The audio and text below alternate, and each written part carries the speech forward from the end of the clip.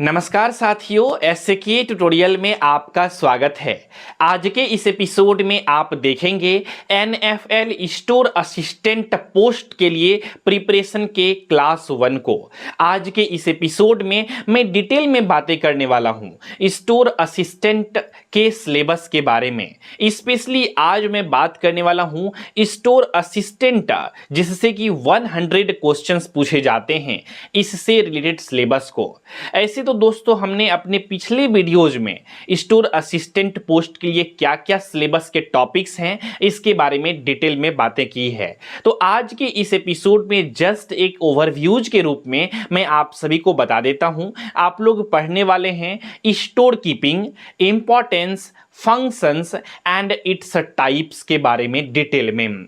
दोस्तों इस क्लासेस को हिंदी और इंग्लिश दोनों मीडियम में रखी गई है। जो भी कंटेंट बोर्ड पे अभी आपको लिखे हुए दिखेंगे वो हिंदी और इंग्लिश दोनों में हैं, क्योंकि आप सभी को पता है एनएफएल स्टोर असिस्टेंट पोस्ट के लिए basically arts, commerce and science तीनों एजुकेशनल बैकग्राउंड वाले कैंडिडेट एलिजिबल हैं इस पोस्ट के फॉर्म को अप्लाई करने के लिए। अब बहुत सारे स्टेट के कैंडिडेट जो आर्ट्स लेकर के बेसिकली ग्रेजुएशन किए होते हैं वो लोग बेसिकली हिंदी मीडियम बैकग्राउंड के बच्चे होते हैं, तो उनके लिए इंग्लिश मीडियम सभी बच्चों के लिए बेसिकली आसान नहीं होती है समझना। इस वजह से दोनों मीडियम को हमने बेसिकली कर दिया है। तो आई होप आप सभी को चीजें समझ में आएगी और पसंद भी आएगी आज का ये वीडियो।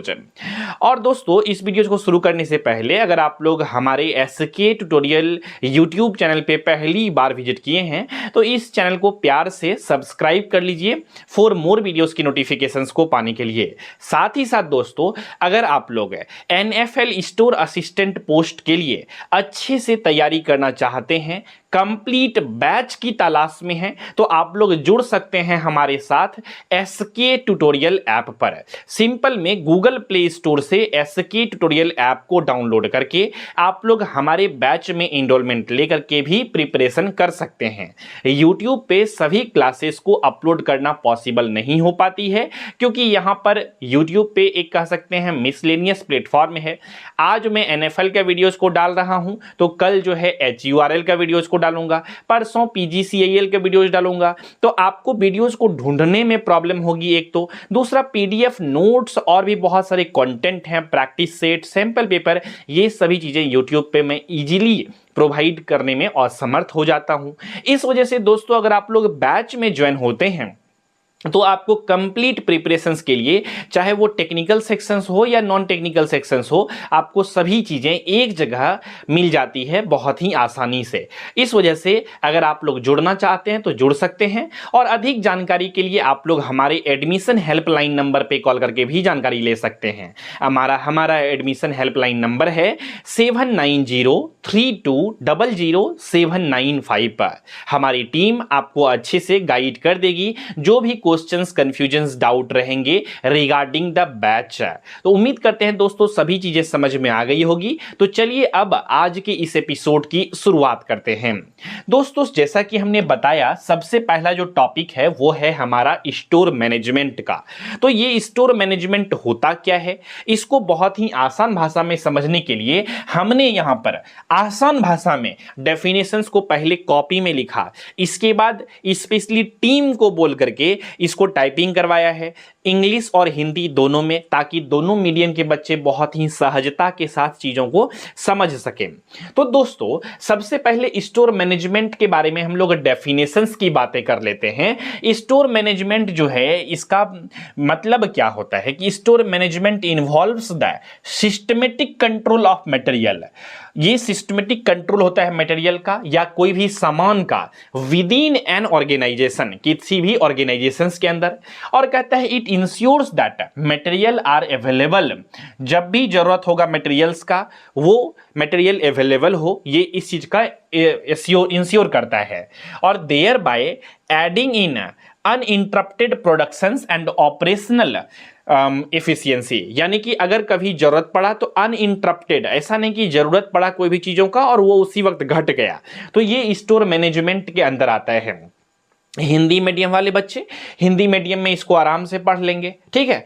अब जब बात करते हैं हम लोग स्टोर असिस्टेंट के बारे में, तो यहां पर इसका क्या इंपॉर्टेंस है, तो यहां पर दोस्तों ये क्या करता है, इंश्योर करता है continuous supply of materials, raw materials भी हो सकता है, प्रोडक्ट भी हो सकता है, कोई भी चीजें। तो यहां पर चूंकि आप लोग NFL एग्जामिनेशंस का प्रिपरेशन कर रहे हैं, तो NFL क्या क्या चीजों का प्रोडक्शन करती है आप सभी को पता है। ये यूरिया का प्रोडक्शन करती है, ये सीड्स का भी प्रोडक्शन करता है, और बहुत सारे केमिकल्स का भी प्रोडक्शन करता है। तो स्पेशली आप सभी लोग जानते हैं, इसमें इसके बेसिकली स्टॉक स्टोरेज के बारे में आपको पता होनी चाहिए। दूसरा, रिड्यूसेस इन्वेंट्री होल्डिंग कॉस्ट, यानी कि भंडारण, इन्वेंट्री मतलब होता है भंडार करना, तो भंडारण कॉस्ट को रिड्यूस किया जा सकता है अगर स्टोर मैनेजमेंट सही हो तो। अब ऐसा नहीं कि बहुत ज्यादा कोई भी कंटेंट को स्टोर करके रख लिया गया गोदाम में, और उसके गोदाम के भी रेंट लग रहे हैं और ज़्यादा स्पेस भी छेक करके रखा है, तो ये नहीं होनी चाहिए। एक अच्छे स्टोर मैनेजमेंट के लिए बेसिकली यहाँ पे रिड्यूस कर देता है इन्वेंट्री होल्डिंग कॉस्ट्स को, अगर अच्छे से मैनेजमेंट किया जाए तो।